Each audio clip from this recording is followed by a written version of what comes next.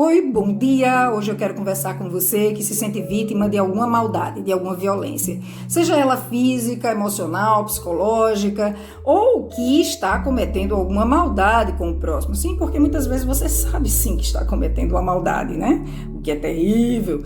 E aí eu vou conversar com você fazendo uma reflexão com o auxílio precioso e luminoso do livro Palavras de Vida Eterna, psicografado pelo nosso querido Chico Xavier, e escrito pelo Espírito Emmanuel. E ele vai iniciar essa reflexão junto com a gente para compreender essa maldade, essa guerra toda, né?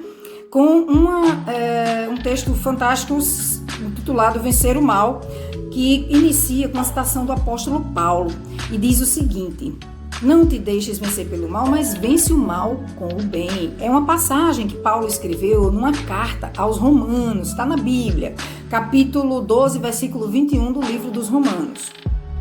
E aí Emmanuel, ele explica pra gente o seguinte: comumente empregamos a expressão guerrear o mal como se bastassem nossas atitudes mais fortes para exterminá-lo e vencê-lo. Normalmente, quando alguém faz o mal conosco, nós tendemos a devolver na mesma hora a maldade no mesmo tom piorado.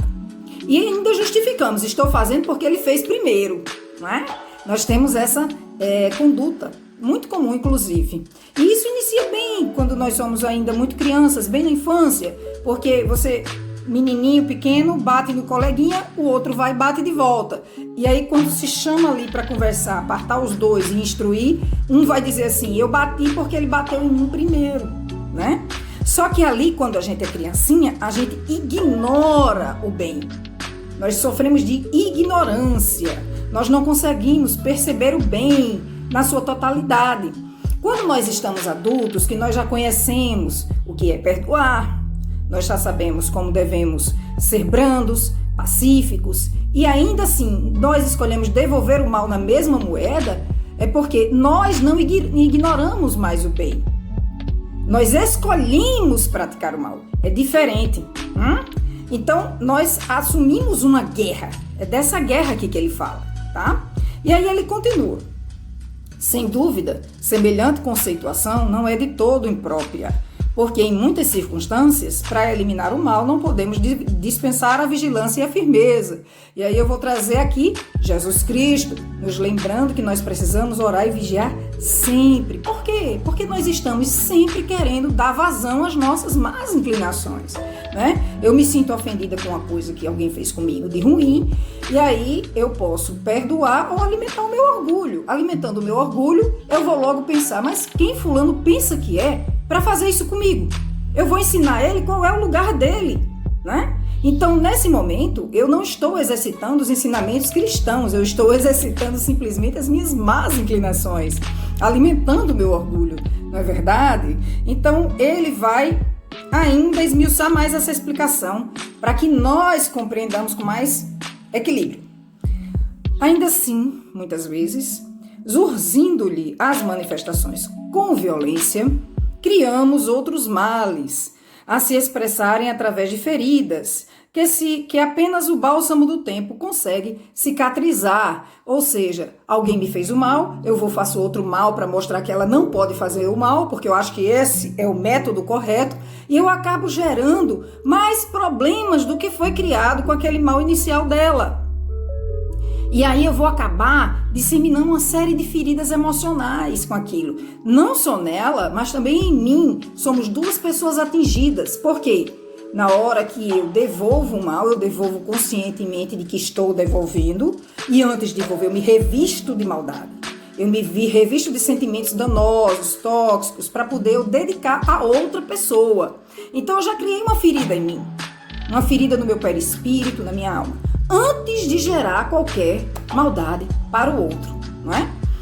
Então o apóstolo, contudo, é claro, na fórmula precisa ao verdadeiro triunfo. Que fórmula é essa? É exatamente isso: não deixe se vencer pelo mal, mas vença o mal com o bem, ou seja, não dê vazão às suas más inclinações. Na hora que você for ofendido, pare, pense, respire, não responda automaticamente, respire, pense, observe o que você pode fazer para melhorar aquele cenário e não piorar aquela circunstância, né? É isso que ele chama a atenção pra gente. E aí Emmanuel continua: Perseguir quase sempre é fomentar, ou seja, alimentar. Quando nós escolhemos perseguir alguém, e muitos de nós já fizemos ou continuamos fazendo isso, nós estamos, de forma deliberada, alimentando o mal, a hostilização, né? Nós ignoramos de que o bem-estar é uma coisa que vai fazer muito mais bem a mim e ao próximo, e preferimos viver, sentimos prazer nessa atitude malfazeja, né? O melhor processo de extinguir a calúnia e a maledicência é confiar nosso próprio verbo, a desculpa e a bondade. É nos entregarmos ao processo de perdão. É não nos sentirmos tão ofendidos quanto o outro quis que nós nos sentíssemos. É não beber aquele veneno para não nos tornarmos envenenados. É ter a consciência de que se aquela pessoa nos ofendeu de forma muito injusta, nos caluniou, nos agrediu, né, criou alguma informação mentirosa a nosso respeito, ela fez aquilo porque ela tem um propósito malfazejo. E se ela tem esse propósito malfazejo, é porque ela está doentinha da alma. Ela está precisando ser amada. Não é porque ela é maldosa, é porque ela ainda não aprendeu a ser boa. E aí está a nossa compreensão de ajudá-la a transformar esse cenário. E aí você vai dizer para mim, mas eu não consigo mudar ninguém, nem é esse o meu propósito. E eu vou dizer, você não vai conseguir, mas você pode conseguir mudar a si mesmo e não alimentar, não fomentar, não motivar e não piorar a maldade que foi dirigida a você. E você já contribui muito, não só com aquela criatura, com você e com todo o planeta. O recurso mais eficiente contra a preguiça é o nosso exemplo firme no trabalho constante. E aí ele começa a buscar outros exemplos de maldade, né? O meio mais seguro de reajustar aqueles que desajudam ao próximo é ajudá-lo incessantemente. O remédio contra a maldição é a bênção. Os antídotos para o veneno da injúria são a paz do silêncio e o socorro da prece. Aí eu me lembro que tem um capítulo no Evangelho, né? Que fala de ser perfeitos e amai ao próximo, amai os vossos inimigos, que a gente acha tão difícil, né? E lá muito se explica sobre necessariamente você não morrer de amores por alguém que te fez mal, mas não odiá-lo já é um grande avanço. Não construir pontes com outras pessoas, fazendo campanhas denigredoras daquela criatura, né? Não alimentar aquele sentimento maléfico, malfazejo, que só destrói, que só piora, torna os ambientes tóxicos para a nossa convivência, não é verdade? Então, ele pede que a gente ame os inimigos. Se você não consegue perdoar, mas não faça mal, não piore, não dê amplitude, não amplifique a maldade que foi feita. E isso você pode fazer. É uma questão de escolha. Nós temos o livre-arbítrio sempre, né? E aí ele diz o seguinte, ó, por isso mesmo, Jesus foi quem nos ensinou. Aí ele lembra Jesus, vamos trazer o nosso mestre, nosso guia para essa situação. Amai os vossos inimigos, que eu acabei de falar, né? Bendizei os que vos maldizem, porque estão doentes, precisam da nossa bênção para que avancem, né? Orai por aqueles que vos maltratam e caluniam, ou seja, tente transformar aquela energia ruim que você recebeu em energia boa. E dessa forma você acaba ajudando essas criaturas, porque isso também será uma espécie de caridade que você vai estar fazendo com elas, né? Perdoai 70 vezes 7, ou seja, quantas vezes for preciso, perdoa. Não se canse de perdoar. O perdão tem que ser sempre a premissa básica das agressões. Ofertai amor aos que vos odeiam. Então, não é que você vá lá servir toda hora, pagar de bonzinho quando você não se sente pronto para isso, só porque o Evangelho mandou você ofertar amor, tá? Não sejamos hipócritas, a nossa fé é raciocinada. Vamos construir um sentimento honesto e verdadeiro em nossos corações.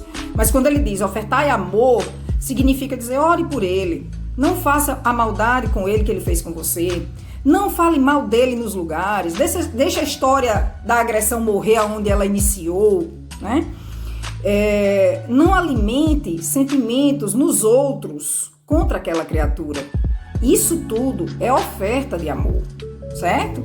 E aí ele vai concluir dizendo o seguinte: podemos muitas vezes combater o mal para circunscrever-lhe a órbita da ação, mas a única maneira de alcançar a perfeita vitória sobre o mal será sempre a nossa perfeita consagração ao bem irrestrito, o que é muito difícil. Então, para nós conseguirmos a vitória com relação ao mal, temos que fazer um exercício constante, incansável, perseverante, eu diria. Nós temos que insistir em trabalhar as nossas más inclinações para não abraçar o mal, não só para não devolver, como também para não tomar iniciativa de cometê-lo. Nós precisamos trabalhar o mal primeiro em nós, para poder nós acharmos que podemos avaliar o mal que foi feito contra nós, né? É aquela história, não julgai ao próximo, olhai para ti primeiro, não é isso? Então São Paulo, quando ele diz assim, você pode vencer o mal com o bem, ele está dizendo assim, o bem está aí à tua disposição, você escolhe usar ou não. Era essa a mensagem do dia de hoje. Que todos tenham muita paz em seus corações.